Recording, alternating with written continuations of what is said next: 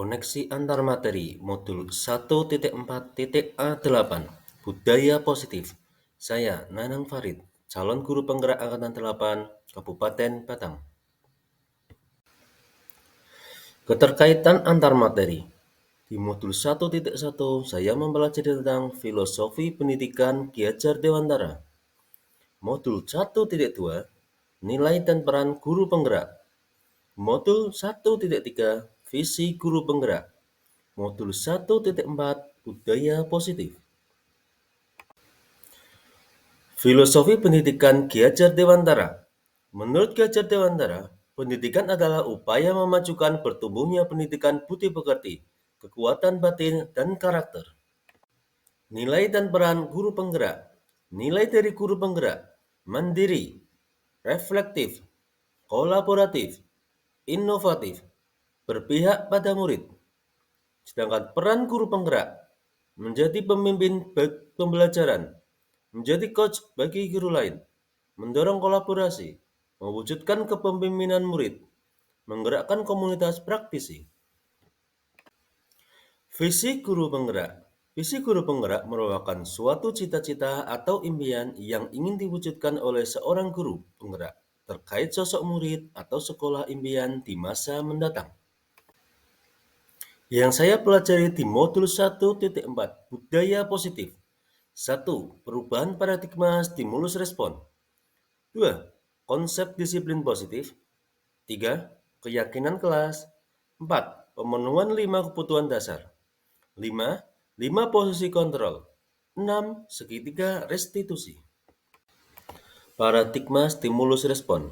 Apabila stimulus memberikan akibat yang positif atau memberi reward, maka respon terhadap stimulus tersebut akan diulangi pada kesempatan lain di mana stimulus yang sama timbul.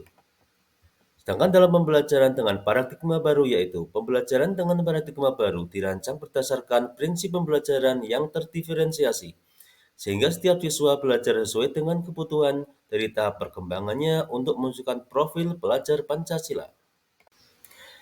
Bagian kedua dari pembelajaran budaya positif di modul ini yaitu disiplin positif.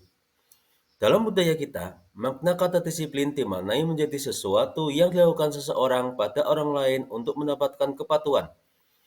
Kita cenderung menghubungkan kata disiplin dengan kata ketidaknyamanan.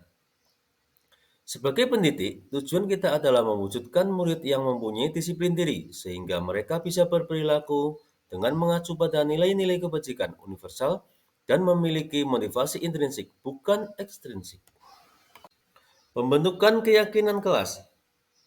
Sekolah merupakan rumah kedua bagi anak. Selain mempelajari ilmu, sekolah juga menjadi tempat dalam pembentukan karakter anak. Anak akan dibiasakan untuk memiliki nilai-nilai sesuai norma yang ada. Untuk itu, sekolah membuat berbagai kebijakan dan program dalam pembentukan karakter ini. Salah satu kegiatan yang dapat dilakukan adalah pembuatan keyakinan kelas. Keyakinan kelas itu sendiri dibuat atas dasar keinginan seluruh siswa dalam mewujudkan kelas impiannya. Dalam pembuatan keyakinan kelas, perlu adanya partisipasi penuh dari siswa dan pendapat siswa sehingga keyakinan kelas yang telah dibentuk dapat diterapkan oleh siswa. Tidak ada hukuman atau reward ketika mereka melanggar atau melaksanakan karena pada dasarnya keyakinan kelas ini terbentuk atas dasar kesadaran siswa. Tidak ada unsur paksaan dari guru. Hal yang selanjutnya saya pelajari yaitu tentang kebutuhan dasar manusia. Kebutuhan dasar manusia terdiri dari 5, antara lain kebutuhan bertahan hidup, contohnya kesehatan, rumah, dan makanan. Kebutuhan akan kasih sayang, contohnya siswa mencari perhatian. Kebutuhan akan penguasaan, yaitu diakui kemampuan dan dihormati.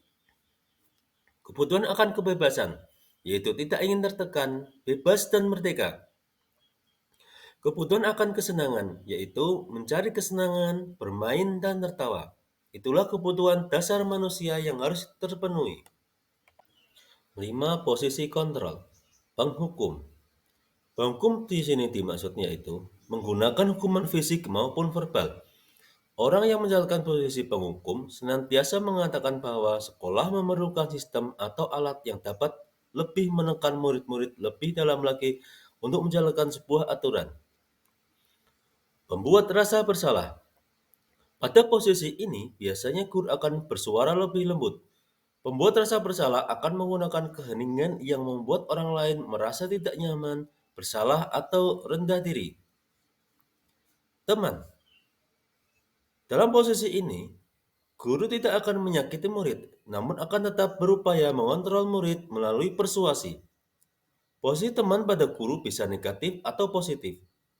Positif di sini berupa hubungan baik yang terjalin antara guru dan murid.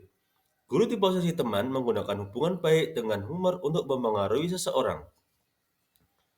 Posisi pemantau. Pemantau berarti mengawasi.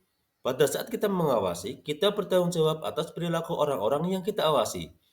Posisi pemantau berdasarkan pada peraturan-peraturan dan konsekuensi. Dengan menggunakan sanksi atau konsekuensi, kita dapat memisahkan hubungan pribadi kita dengan murid. Sebagai seorang yang menjalankan posisi pemantau, kita tentu akan mengandalkan perhitungan catatan data yang dapat digunakan sebagai bukti atas perilaku seseorang. Posisi manajer. Posisi manajer adalah posisi di mana guru berbuat sesuatu bersama dengan murid, mempersilahkan murid mempertanggungjawabkan perilakunya, mendukung murid agar menemukan solusi atas permasalahannya sendiri. Seorang manajer telah memiliki keterampilan di posisi teman atau pemantau. Namun demikian, bisa jadi di waktu-waktu tertentu kembali kepada posisi tersebut bila diperlukan. Segitiga restitusi. Tahap 1, menstabilkan identitas. Tahap 2, validasi tindakan yang salah. Tahap 3, menanyakan keyakinan. Pada tahap menstabilkan identitas, peserta didik diajak untuk tenang dan kembali ke suasana hati di mana proses belajar dan penyelesaian masalah bisa kita lakukan. Pada tahap validasi tindakan yang salah, yaitu peserta didik seringkali melakukan pelanggaran karena memenuhi beberapa kebutuhan pada manusia. Di sini, kita harus mampu memahami maksud perbuatan peserta didik tersebut. Tahap 3, menanyakan keyakinan. Pada tahap ini, peserta didik siap untuk dihubungkan dengan nilai kebajikan yang dia percaya dan menjadi orang yang dia inginkan. Perubahan cara berpikir saya setelah mempelajari budaya positif. Untuk menciptakan budaya positif, perlu melibatkan siswa dalam membuat kesepakatan kelas yang diyakini sebagai nilai kebajikan. Dan guru harus mengambil posisi kontrol yang tepat dalam mendidik anak. Penerapan penyelesaian masalah dilakukan dengan segitiga restitusi. Terima kasih. Salam guru penggerak.